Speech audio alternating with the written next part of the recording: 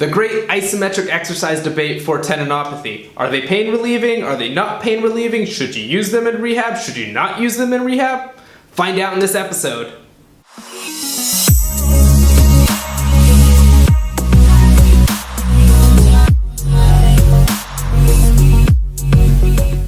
An editorial was recently published in the British Journal of Sports Medicine, which looked at the use of isometric exercise on pain relief for tendinopathy. The editorial focused on answering three main questions. The first question that the editorial looked to answer was looking at the strength of evidence for using isometric exercise for tendinopathy. The original article on isometric exercise and tendinopathy was by Ebony Rio, and what her and her group did was they looked at those with patellar tendinopathy and they did an isometric contraction for 45 seconds, and what they found is that there was an immediate pain relief after the exercise had been completed. However, the editorial points out that the evidence for using isometric exercise for tendinopathy is conflicting. Another study by Seth O'Neill looked to replicate the same findings for the 45-second isometric hold for the patellar tendon in the Achilles tendon, and what his group found was that there was no meaningful difference in pain relief after the exercise. And then this is also similar in plantar fasciopathy and also lateral epicondylitis as well. The second question was whether it was beneficial to achieve acute pain relief in those with long-standing tendinopathy. The authors suggest that prioritizing acute pain relief instead of tissue capacity might misguide patients and clinicians that there's a quick fix to tendinopathy when the priority should really be on gradual loading to increase the capacity of the tendons. The third and final question that the editorial asked was whether isometric exercises are superior to other treatments when it comes to pain relief. In summary, isometric exercises were not found to be superior to other treatments such as isotonic exercises in pain relief for tendinopathy. The editorial brings up several great questions when it comes to the management of tendinopathy. For example, the editorial points out that the strength of evidence behind using isometric exercise for pain relief for tendinopathy isn't all that strong. After that original article by Ebony Rio on the patellar tendon came out, heavy isometric exercises were used for pain relief for almost everything. It was a very common exercise used, but that pain relief doesn't seem to actually be true for all tendinopathies. But when we look at some of the individualized data, some people did actually have a reduction in pain. It might not have been a large reduction, but they had some reduction in pain.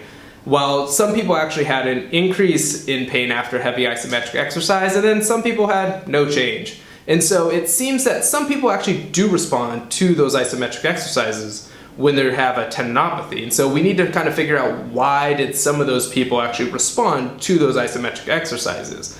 And this doesn't seem that different than any other exercise protocol that we use, whether it's the eccentric protocol or heavy slow resistance protocol.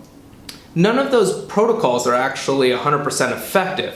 Some people respond well to a heavy isometric protocol, some people respond to a eccentric protocol, and maybe some people respond to a heavy slow resistance protocol.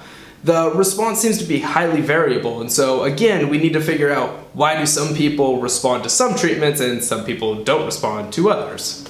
I can also see the argument behind why using isometric exercises for immediate pain relief for those with tendinopathy might create a false sense of recovery in the patient and also for the clinician, and that might lead to return to sport a little bit too soon. However, I don't think this is a good reason why we shouldn't use isometric exercises in the rehab program, and I think this really comes down to patient education. And so isometric exercises can still be used as a starting place to place load on the tendon, and there might be pain relieving effects associated with these isometric exercises. And so if there's some pain relief, the patient might be a little bit more comfortable in placing load on the tendon, and it might actually increase compliance with an exercise program. And so as long as we're telling the patient that while isometric exercises are just a starting place and that there might be pain relief, we still need to build the tissue tolerance. And so we'll still need to go through isotonic exercises and plyometric exercises before returning to sport.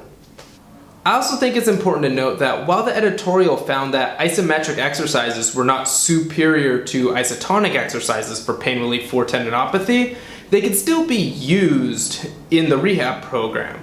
The article simply just states that we should feel comfortable that if we want to go to isotonic exercises, whether eccentric protocols or heavy slow resistance protocols, we should feel comfortable in doing that. And for some people, that might be fine. They might not need isometric exercises in their program, but for some, isometric exercises might be a good place to start, whether they're fearful of loading the tendon or it's just too irritable where they can't load it.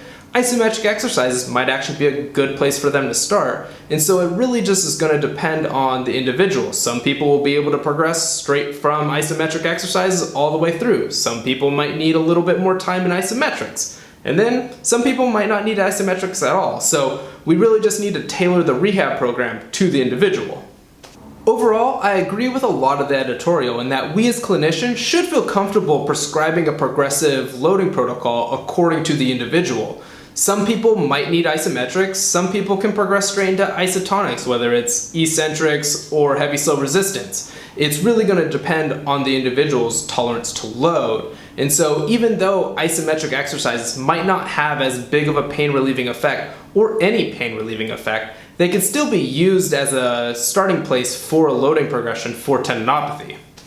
Thank you for watching this episode on isometric exercises and their effects on pain for tendinopathy. I hope that you found this information useful. If you did, go ahead and give this video a big thumbs up. And if you want to see more of my content, go ahead and hit that subscribe button as well. And to be notified of future videos, go ahead and hit the bell icon as well. I'll see you guys in the next video.